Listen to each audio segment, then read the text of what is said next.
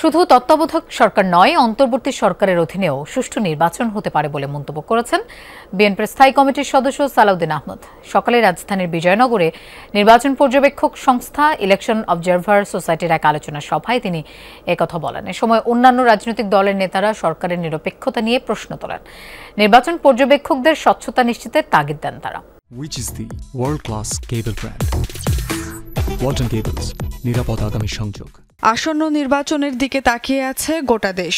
এরই মধ্যে দেশের ৬৬টি নির্বাচনী পর্যবেক্ষক সংস্থাকে চূড়ান্ত নিবন্ধন দিয়েছে ইসি। সকালে রাজধানীর বিজয়নগরে পর্যবেক্ষকদের সঙ্গে আলোচনায় বসে একাধিক রাজনৈতিক দল।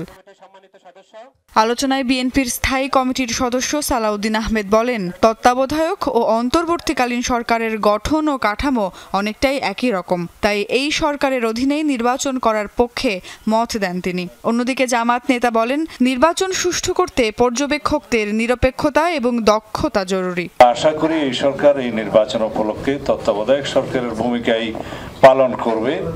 সুষ্ঠুভাবে, নিরপেক্ষভাবে, স্বাধীনভাবে, উৎসবমুখরভাবে একটি নির্বাচন আয়োজন করা, ঐতিহাসিক নির্বাচন জাতীয় সংসদের আয়োজন করা।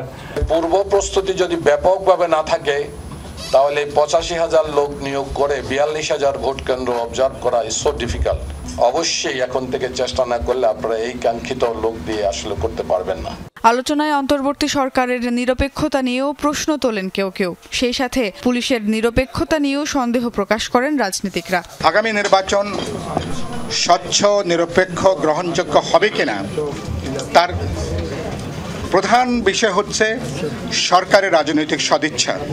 কিন্তু দুর্ভাগ্যজনকভাবে অন্তর্বর্তী সরকার এখনো নিজেই তার নিরপেক্ষতার পরীক্ষায় ভালো নাম্বার পেয়ে এখনো তারা পাশ করতে পারেননি, এবং বিভিন্ন দল সরকার উপদেষ্টাদের পক্ষপাত দুষ্টতার অভিযোগ তারা হাজির করেছেন।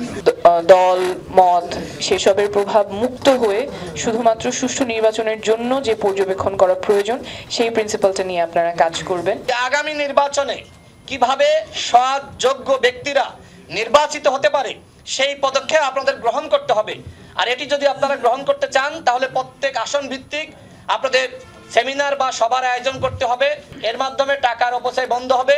বিগত সরকারের আমলে নির্বাচন পর্যবেক্ষক নিয়ে অভিজ্ঞতা খুব বেশি ভালো নয় বলে জানান রাজনীতিকরা। বলেন, সবার আগে নির্বাচন পর্যবেক্ষকদের নিরপেক্ষতা এবং তাদের নিয়োগ প্রক্রিয়া স্বচ্ছ হতে হবে।